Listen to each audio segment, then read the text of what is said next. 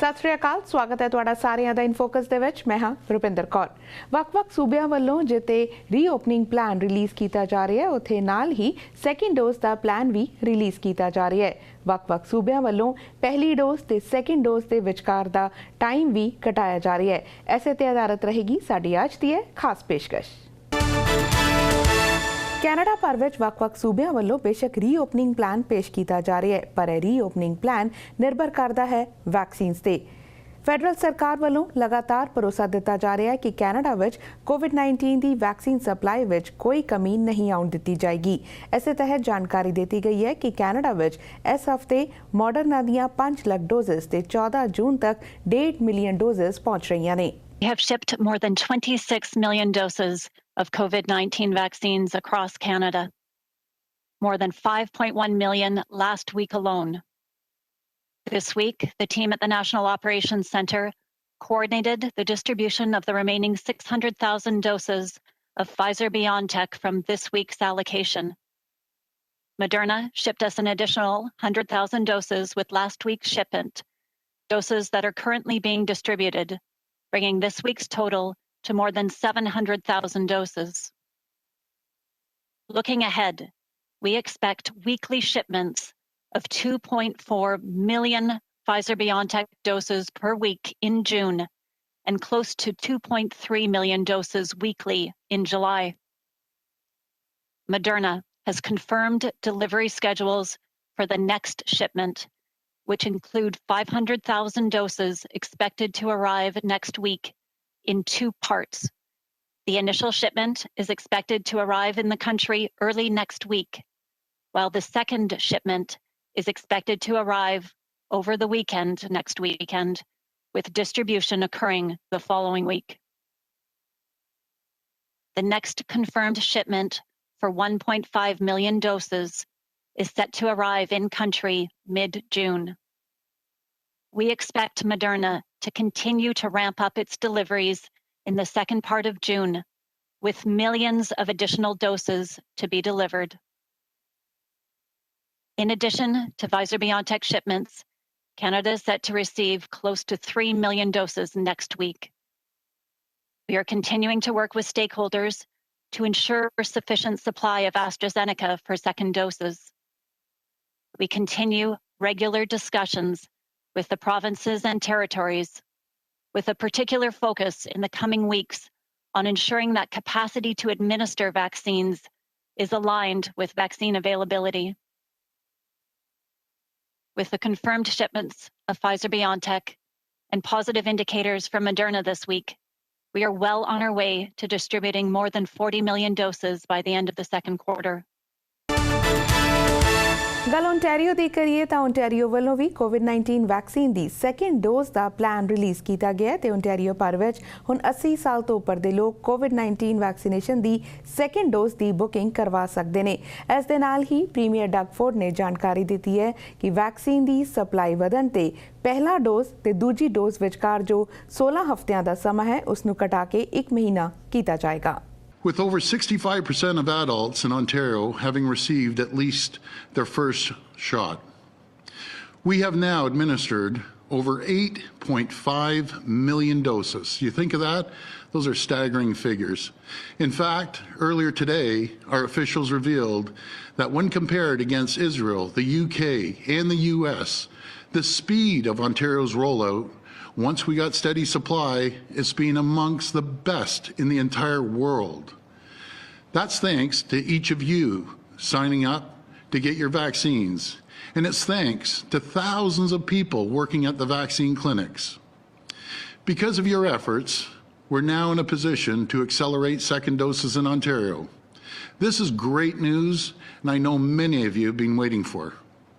As we manage supply, we're beginning with our most vulnerable, the people who need the most protection first. Starting on Monday, second doses will be offered to anyone over 80 years, followed by anyone over 70 years old, beginning the week of June the 14th. Once we've provided more protection to our most vulnerable, we'll begin offering Ontarians their second doses on a first in, first out basis. That means we'll expand second doses based on the date you received your first. As we do, we're reducing the time between your first and second dose, down from the current 16 weeks to as soon as 4 weeks after your first shot. Of course, this depends on the vaccine supply and the availability of appointments in your region. So while not everyone will be able to get their second dose shot 4 weeks after their first, we want to ensure you're fully immunized as soon as possible. This is extremely important news. It means more protection from this horrible virus sooner. It means we can begin getting back to doing the things we love. And it means we're all getting one step closer to returning to normal. Because the faster we deliver vaccines, the faster we can put this pandemic behind us for good. We are accelerating the doses for people 80 plus starting next week, making sure that they have the opportunity, if they wish, to book their second appointment sooner than what they already have, the date that they already have. If they choose not to do so, they don't need to do so. But there are very many ways that they can obtain a second shot appointment: through pharmacies, through primary care practitioners, through the online booking tool, through the phone lines. We didn't have a problem with people 80 plus getting their first doses organized, and we're sure that their second doses won't be a problem either. ਉਧਰ British Columbia ਵੱਲੋਂ ਵੀ ਕੋਵਿਡ-19 vaccine ਦੀ supply ਨੂੰ ਵੇਖਦਿਆਂ ਪਹਿਲੀ dose ਤੇ ਦੂਜੀ dose ਦੇ ਵਿਚਕਾਰ ਦਾ ਸਮਾਂ ਘਟਾਇਆ ਜਾ ਰਿਹਾ ਹੈ, ਜਿਸ ਨੂੰ 16 ਹਫ਼ਤਿਆਂ ਤੋਂ ਘਟਾ ਕੇ ਹੁਣ 8 ਹਫ਼ਤੇ ਕੀਤਾ ਜਾ ਰਿਹਾ ਹੈ। ਇਹ ਜਾਣਕਾਰੀ ਬ੍ਰਿਟਿਸ਼ ਕੋਲੰਬੀਆ ਦੀ provincial health officer doctor Boney Henry ਵੱਲੋਂ ਦਿੱਤੀ ਗਈ ਹੈ। Now, for most people, we'll be moving it up to about 8 weeks. Essentially, it is important to remember that the second dose is both protection for you and added protection for us as a community. But this second booster dose is important for your own individual protection. It ensures that you have maximum protection for the maximum amount of time. Our second dose program is based on the same principles as the dose one. Those at greatest risk will be at the top of the list for dose 2. That means our seniors and elders, Indigenous people, and people we've identified as clinically extremely vulnerable. So I can't overemphasize the importance right now of getting registered in our immunization registration system. It's your ticket to getting your second dose faster as well. As you know, we vaccinated a lot of people before the Get Vaccinated system was up and running, and that was about the middle of April. We weren't going to wait for the system. The first dose really is about giving everybody a very high level of protection as quickly as possible. And we know that that works. I've presented the data. You know, the vaccine effectiveness is at least 70%, which means in the real world, for people over the age of 70, a single dose has stopped 70% of infections. So that's the good news. The second dose really is about giving that added level of protection, another 10 to 15% to you as an individual. But it also does contribute to our collective protection. But it is much more about the individual protection, and that's why we've gone back again to ensuring that people who are most at risk are getting their second dose first. ਤੇ ਵੱਖ-ਵੱਖ ਸੂਬਿਆਂ ਵੱਲੋਂ ਕੋਵਿਡ-19 vaccine ਦੀ second dose ਸੰਬੰਧੀ ਐਲਾਨੇ ਜਾ ਰਹੇ plan ਤਹਿਤ ਹੁਣ ਗੱਲ ਕਰਦੇ ਹਾਂ ਕਿਊਬੈਕ ਦੀ। ਕਿਊਬੈਕ ਵਿੱਚ ਵੀ ਵੈਕਸੀਨ ਦੀ ਸਪਲਾਈ ਵਧਣ ਤੇ ਜਲਦ ਸੈਕਿੰਡ ਡੋਜ਼ ਦੀ ਬੁਕਿੰਗ ਸ਼ੁਰੂ ਕੀਤੀ ਜਾਏਗੀ, ਜਿਸ ਦੀ ਜ਼ਿਆਦਾ ਜਾਣਕਾਰੀ ਆਉਂਦੇ ਹਫ਼ਤੇ ਵਿੱਚ ਸਾਂਝੀ ਕੀਤੀ ਜਾਏਗੀ ਤੇ ਉਮੀਦ ਕੀਤੀ ਜਾ ਰਹੀ ਹੈ ਕਿ ਅਗਸਤ ਦੇ ਮਹੀਨੇ ਤੱਕ ਜ਼ਿਆਦਾਤਰ ਕਿਊਬੈਕਰਸ ਨੂੰ ਸੈਕਿੰਡ ਡੋਜ਼ ਦੇ ਦਿੱਤੀ ਜਾਏਗੀ। I think we have two groups that we need to make a difference between for the second dose. First, the group that I was talking about is all those vulnerable people that we have to get vaccinated with the second dose. We have done very well with CHSLD. We're doing the RPA right now that will be finished by May 31st. And we've asked to accelerate the people that are in HLM, in RRI, ressources intermédiaires. And so I think this is clear that we want the people that even at home that they cannot go to their second dose, that we will make sure that we find a way to accelerate the vaccination of the second dose. I will provide the details with Daniel Paré of that on next Thursday. That's the first thing. The second thing is to deal with how do we accelerate the vaccination of the people that have their second dose appointment, for example, in September. And I think with now the good news with the new vaccine, the additional vaccine that we have from Pfizer in June and July, we will be able to accelerate those appointments. Now, to make sure that this is well organized, we've asked Click Santé to provide us the way on the website to make sure that that a person can cancellate, say, her or his appointment on September and advance it with an available date in August, for example. Because our goal, in summary, is to have everybody being vaccinated prior to August 31st. So those are the two categories that we are working on. ਤੇ ਹੁਣ ਤੱਕ ਅਸੀਂ ਗੱਲਬਾਤ ਕੀਤੀ ਹੈ ਵੱਖ-ਵੱਖ ਸੂਬਿਆਂ ਵੱਲੋਂ ਕੋਵਿਡ-19 ਵੈਕਸੀਨ ਦੀ ਸੈਕਿੰਡ ਡੋਜ਼ ਸੰਬੰਧੀ ਐਲਾਨੇ ਜਾ ਰਹੇ ਪਲਾਨ ਦੀ। ਹੁਣ ਲੈਣੇ ਇੱਕ ਛੋਟੀ ਜਿਹੀ ਬ੍ਰੇਕ ਤੇ ਬ੍ਰੇਕ ਤੋਂ ਬਾਅਦ ਗੱਲ ਕਰਾਂਗੇ ਓਨਟਾਰੀਓ ਦੀ ਗ੍ਰੀਨ ਪਾਰਟੀ ਦੇ ਲੀਡਰ ਮਾਈਕ ਸ਼ਰਾਈਨਰ ਦੇ ਨਾਲ ਤੇ ਜਾਣਾਂਗੇ ਕਿ ਪ੍ਰੋਵਿੰਸ ਦੇ ਰੀਓਪਨਿੰਗ ਪਲਾਨ ਤੇ ਕੀ ਕਹਿਣਾ ਹੈ ਉਹਨਾਂ ਦਾ।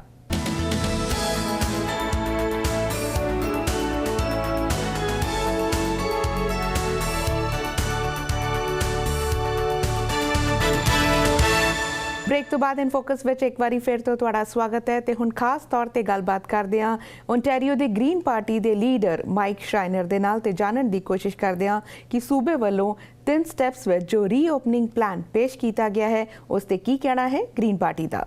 Hello, Mr. Schreiner. Thank you so much for taking out time for PTC. Oh, my pleasure. Happy to join PTC anytime. It's an honor to have you here.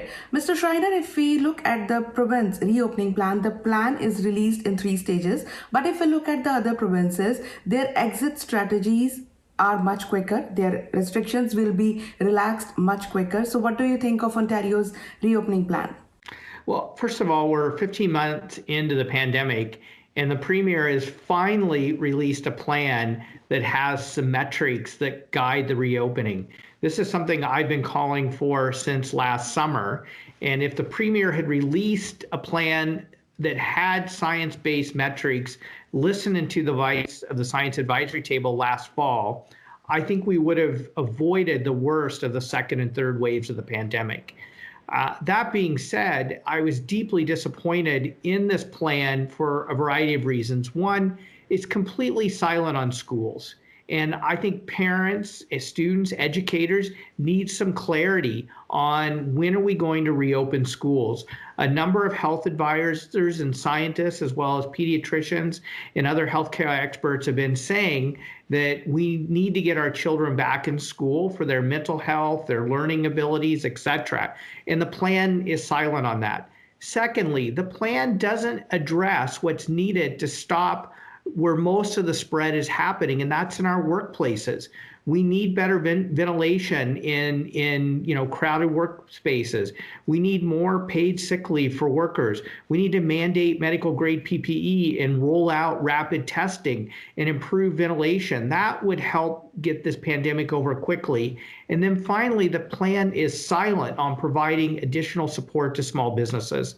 I've been calling on the government to issue a 3rd round of funding for the Ontario Business Support Grant and expand the eligibility for it. So many small businesses are barely hanging on right now, and to have this 3rd wave and this additional closure without providing them the financial support to survive it is just wrong. But if we look at the previous reopening plans, they didn't work. So do you think this plan is going to work this time?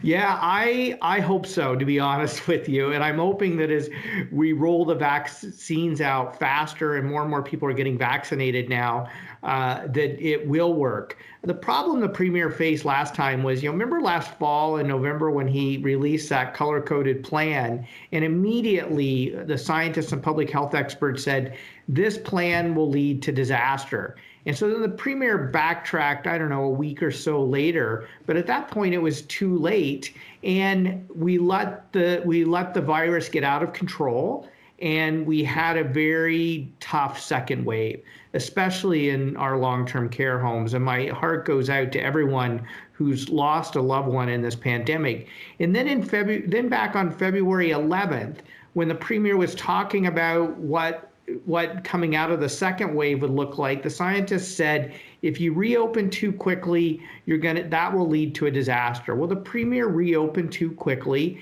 and we've had this disastrous third wave. And so, my hope is we avoid it this time.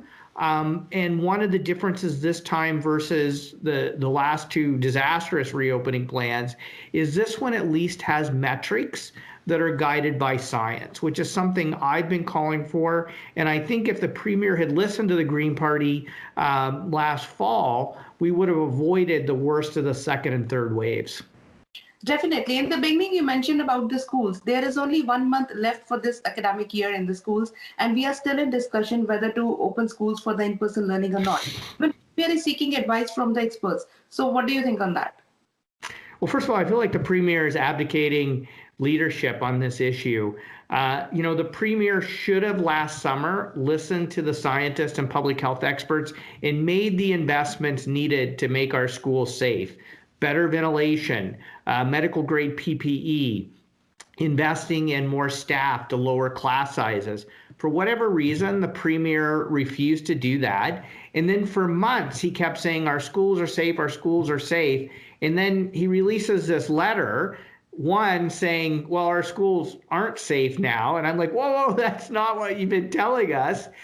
Two, no indication whatsoever that the government's going to make additional investments in our schools to make them safe. As a matter of fact, the government's last budget cut $750 million from our education budget over the next year at a time when we need to be investing in making our schools safe. And then third, it's almost as if he's saying, you know what, I can't make up my mind, or I can't make a decision. So all of you make a decision. And what we have heard, not 100% consensus, because you're not going to get 100% consensus on any issue, but the vast majority of public health experts, scientists, educators, pediatricians, and others have been saying that we need to get our children back in class, even if it's only for a few weeks during this school year, mostly for their mental health and just the ability to reconnect with their peers and to set themselves up for success in the fall. And so I think the premier needs to show leadership, make the investments in making our schools safe. Let's prioritize teachers and education staff for vaccines. Let's make sure the government's providing medical grade PPE. Let's roll out rapid testing. Let's make sure our schools are being properly ventilated so they're safe for the reopenings to happen. Yeah, talking about long-term care homes, we all saw what happened in long-term care homes at the pandemic. If we look at the recent announcement by Minister of Long-Term Care, she said now air conditioning is available in some areas of the long-term care home. Do you think this is enough? No. Once again, the premier promised something during, the heat of the pandemic and hasn't delivered on it. I mean, you'll remember last summer, the premier promised that there would be air conditioning in every long-term care home, and there isn't. And for the government not to fulfill that promise after what elders and the people who care for our loved ones, after what they've gone through in the last 15 months, to just not provide, air conditioning during a hot summer. And I can tell you the spring, though a little cooler today, but it's already been above normal temperatures. And as we move into the hottest months of the year, I think we owe it to our elders and the people who care for them to make sure they have safe living and working conditions. And that includes fulfilling his promise to deliver air conditioning. Well, Mr. Schreiner, thank you so much for taking out your time and talking about these important issues. At the end, would you like to add anything? No, thank you so much. I just really value the good work that PTC does, and thank you for inviting me to join you today. Thank you. Have a good day. Bye now. ਹੁਣ ਤੱਕ ਲਈ ਬਸ ਇੰਨਾ ਹੀ। ਫਿਲਹਾਲ ਮੈਨੂੰ ਦਿਓ ਇਜਾਜ਼ਤ। ਤੁਸੀਂ ਰੱਖੋ ਆਪਣਾ ਖਿਆਲ ਤੇ ਦੇਸ਼ ਦੁਨੀਆ ਦੀਆਂ ਖਬਰਾਂ ਲਈ ਬਣੇ ਰਹੋ PTC ਦੇ ਨਾਲ।